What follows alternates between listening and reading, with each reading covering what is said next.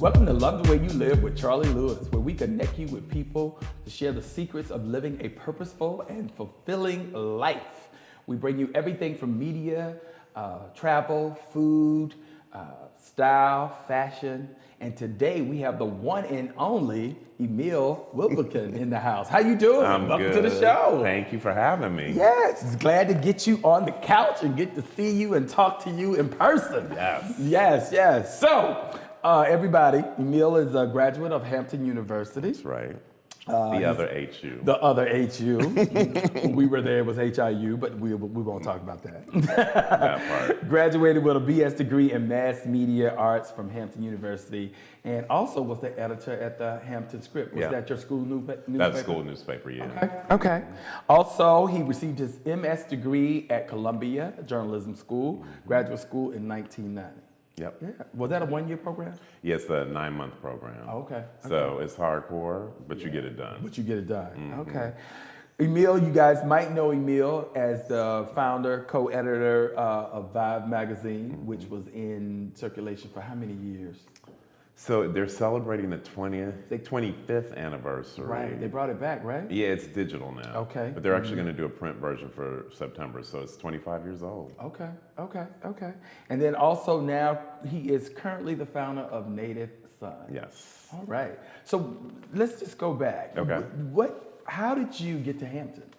So I come from a Hampton family. Oh, I'm okay. the 8th person in my family to go to Hampton. My father went to Hampton, my brother went to Hampton, my aunt, 2 uncles. One of my uncles was head of ROTC. So my mother's line was, you can go wherever you want.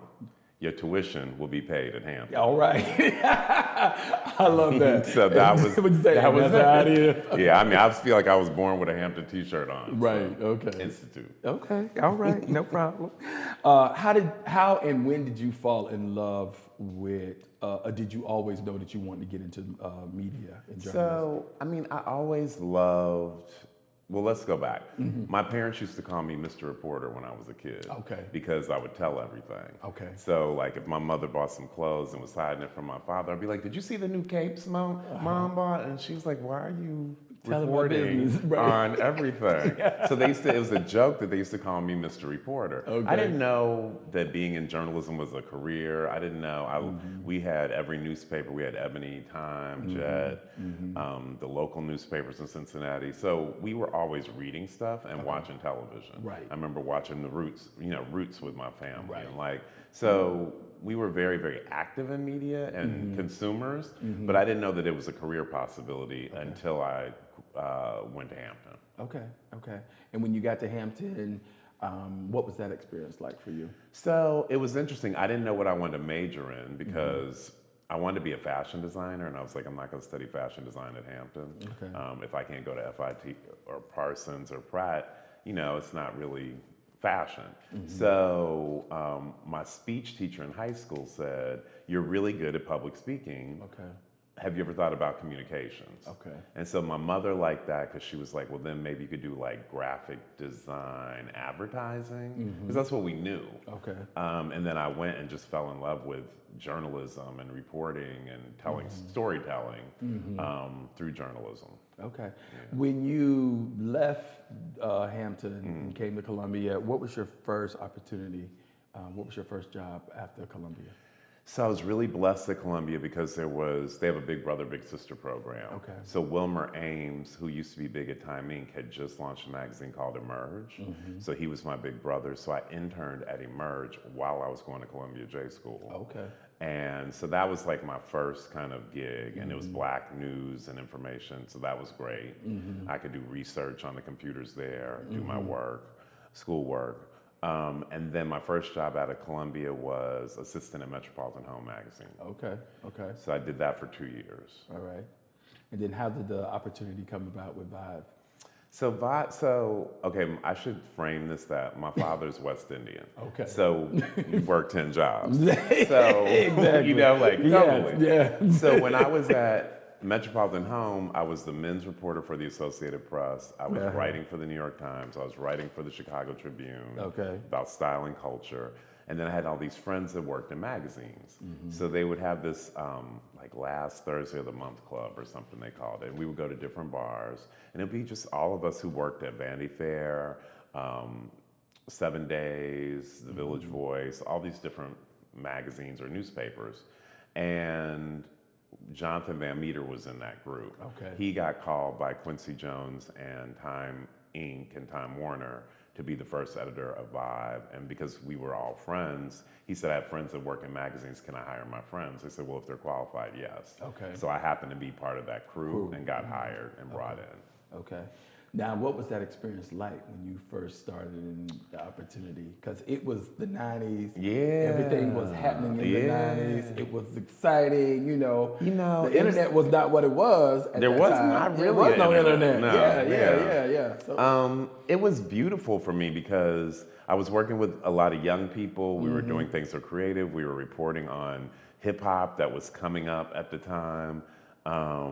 And everything was exciting. Scott Polson Bryant, Joan Morgan, Kevin Powell, Michaela Angela Davis, and later Hilton All. So we all worked together, Baron Claiborne. It was just a lot of fun. George Pitts. We were just creating Mimi Valdez. Right. I mean, she's going People on. Alan Light. Like, so it was just like fun and exciting. And we were reporting about our lives and being young. So it was perfect. Right. When you think about that experience, when you look at it back now, that's almost 25 years. When you look back at that and you look at yourself today, would you ever have thought you would have been in that position to do something such as, because Vibe was such it made an impact on the culture back then at that point in time. That was my goal, right? Okay. Like, so when I was in Hampton, I remember we had a magazine class, and you had to create your own magazine. And so mine was called Noir, which is Black and French, and it was all about Black culture. So, between everything going on in pop culture at that time, like Naomi Campbell was new on the scene, Eddie Murphy, Prince, Whitney Houston, Diana Ross, all these great African-American stars were popping at that time. So I was like, what would a world look like if we had something that was dedicated to that, but through like a very stylish fashion lens? So I kind of always wanted to have my own thing, and Vibe kind of really fit that dream. So that was really God kind of driving me into that and finding my purpose and my passion all in one place. Time. Was that something that you kind of created and then you went out and looked for the opportunity? I mean, was the opportunity presented to you? How did the collaboration come together as you being the founder of Vibe? How did that happen? Well, I was one of the founding editors. I mean, there were like 5 of us. Okay. I think I followed my heart. Like, I followed what I loved. I took a lot of risks. And I just fell into it. Like, my mother said I was always in the right place at the right time. Right. But now that I'm older and more spiritual, I think God was putting me in the right places at the right time. Okay. All right. Okay, cool. Talk about some of your political and social issues, that you felt it's necessary to give a voice to. So my family was very socially active. My father's a Kappa and lawyer. My mother was a lawyer, and she's an AKA, a Link, and she was in like 30 civic and social organizations. Wow. So I was a Boy Scout growing up. I was an Alkalite at church. I mean, we were like doing it. Busy. Like Sunday, they were like, no, you can really rest because y'all, we've been working. That sounds like my family. It's so funny. Yeah, no, it's true. Yeah, so my parents have been very active with the NAACP and done sit-ins in the 60s here in New York. So that's the way I was raised. So for me, having a political voice is always very important. Knowing our history and our ancestry and where we came from is very important to me. And then I'm just very Black. Like, I've always been that way. Like, we always use capital B in my house. And so then things that affect the community. My mother worked in soup kitchens and with neonatal care. And so I guess that kind of drove me to find, well, what's my lane gonna be? And so being gay, I kind of chose being Black and gay as my lane. And then there's HIV and AIDS related to that. But also about giving people, gay, straight, whatever, a voice. Like people who are marginalized, to me, should be able to have a voice, be that visual, be that spoken, be that a place in their community, but they should be able to have a voice. Okay. You've always taken, it seemed like I've seen you over the years before I met you, before I knew you, because I think we first met through Karen and Vanessa. Yes, yeah. Many years ago. And you've always taken, seemed like your activism wherever you've gone. Yes. Yeah. So you were editor also at Essence Magazine.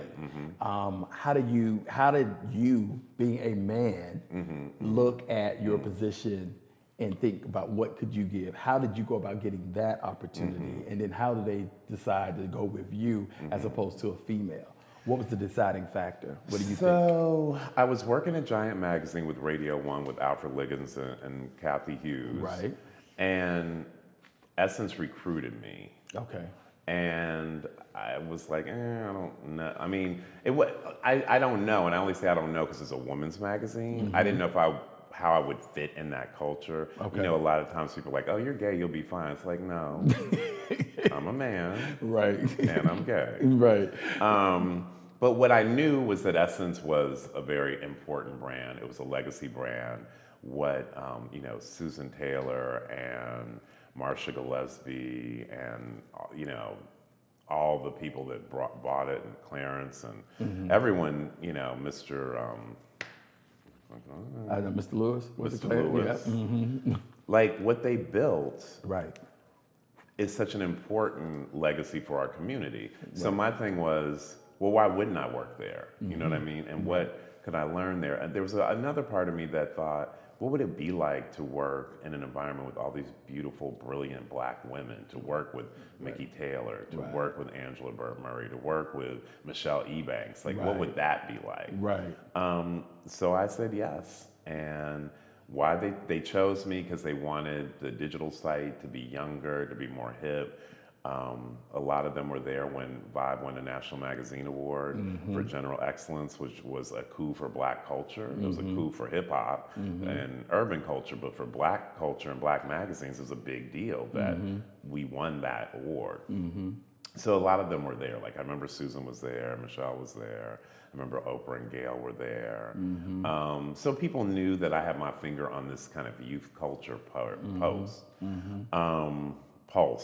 So I guess they thought, well, it doesn't matter. Right. Okay. So they brought me in, and I was there for 5 years. I worked 2.5 on digital, and then they were like, oh, you know a lot of celebrities, so they brought me over to be editor-at-large for the magazine. So I was then booking covers and working with celebrities across the brand. So for the festival, for Black Women in Hollywood, Black Women in Music. Okay. Okay. I loved it. How do you keep your finger on the pulse of pop culture and what's ahead and what's coming up? Because you seem to do a good job of that. Thank you. I'm always online. I'm always on Instagram. I'm always on Twitter. Probably a little too much. Okay. And then the other thing is, as I've gotten older, you surround yourself with young people who are just feeding you stuff. Right. And I have a youthful energy. So I'm very curious. I have a huge curiosity for what's new and what's next. Right. People send me stuff, people come to me, and then I just hang around with young people and see what's popping. Right. I hear you. Well, Out Magazine named you as one of the 100 most influential gay people in America in 2002. What significance was that, and how significant was that for you at the time? At that time, we are in a different age today than what we were at 2002, so I can only imagine. Yeah. Were you ready to receive that award? I was out before I became editor-in-chief of Vibe. Okay. So when I became editor-in-chief, and I was a little nervous about it, because I was like, oh, it's one thing to be out in your life, it's another thing to become a public figure and be out. Right. And so when I became editor-in-chief of Vibe, I said, well, I'm already out, so I'm gonna be out. Okay. And then I kind of became the poster boy for kind of brown boys who were out. Okay. And not always comfortable, because it was hard for me working in hip hop culture. Right. In the golden era of hip hop. Yes. With a lot of homophobia and misogyny. So I was just trying to do my job, do it well, keep it real, as hip hop says. And people, for the most part, received it. A lot of Black gay guys were freaked out because I was publishing stories in Vibe about being out and on the down low, and some lesbian stories. And people were like, well, you're putting our business in the streets. And I'm like, no. We're having conversations about things that are important so that we can have a voice and we can be respected and we can live our lives authentically. So this is around the time where I find myself becoming an activist, but not really looking at it like that. Okay. But that's when I became activist. Okay. Stay tuned for part 2, and we'll be back with Emil talking about Native Son, his new adventure.